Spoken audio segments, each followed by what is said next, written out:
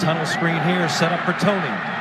Toney so electric, still on his feet. Kadarius Toney, how do you do it? Might be the shiftiest player in college football. Kadarius Toney on the score. What's up, everybody? It's your boy Q Hicks here to give you another video about Kadarius Toney, one of the most electric players in this year's draft class. If this is your first time on the channel, definitely hit that like and subscribe button. Now let's dive into it.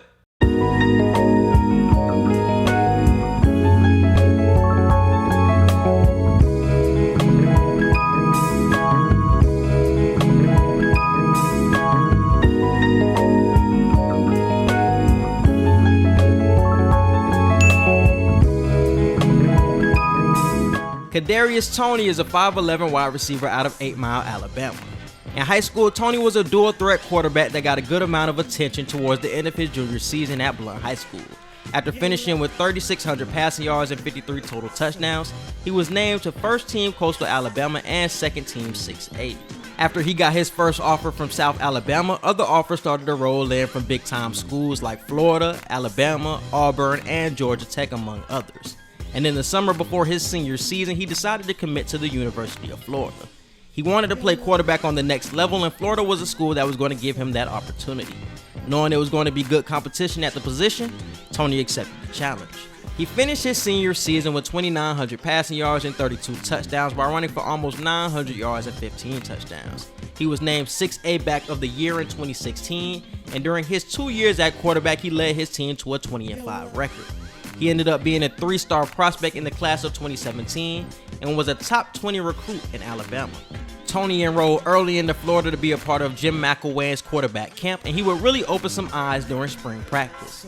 During the practices, he would bring excitement to the game that wasn't seen from Florida teams since the Tebow era.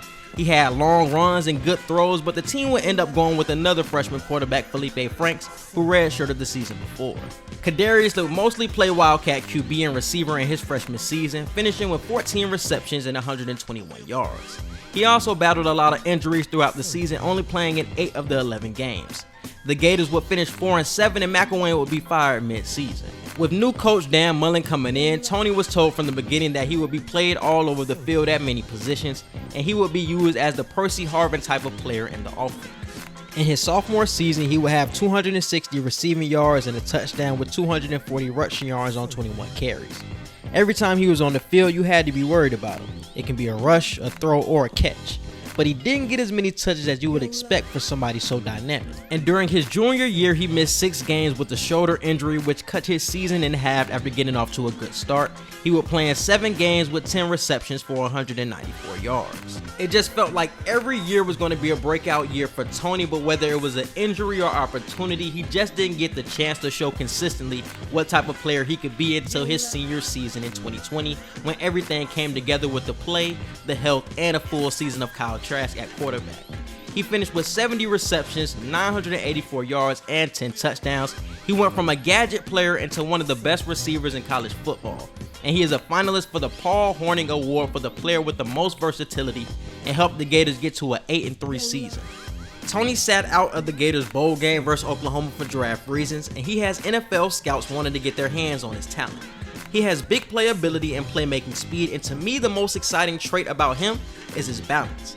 He usually never falls down off first contact, or he will find a way to juke a tackler with the swiftness. His running style is so off pattern to me. His body is always moving. It looks like he's running to set you up for a juke at all times. His running after the catch is a 10 out of 10, and he has a lot of potential. Percy Harvin is honestly the perfect comparison to me. You have the same build, the same size, and the same type of games. Percy was faster, don't get me wrong, but Toney is shiftier and doesn't fall down on first contact. They both have the ability to be used all over the field and as a returner. Toney does have to work on his hands to be a full-time player in the NFL, and that is his biggest knock according to scouts, because he has a lot of body catches.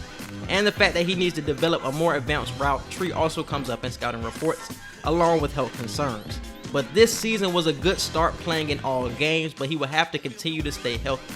He is rising up draft boards right now, and nobody has helped themselves out more in the 2020 season than Kadarius Toney. So his projected draft range is late first round to round 2 if he performs as I expect at the combine and in senior games.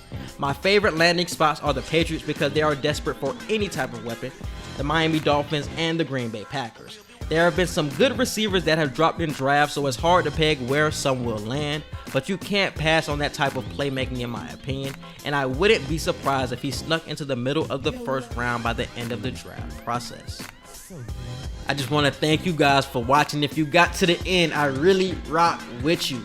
If this is your first time on the channel, definitely hit that like and subscribe button. Follow me on Twitter. Let me know who you guys would like to see next. And I'm out. Peace.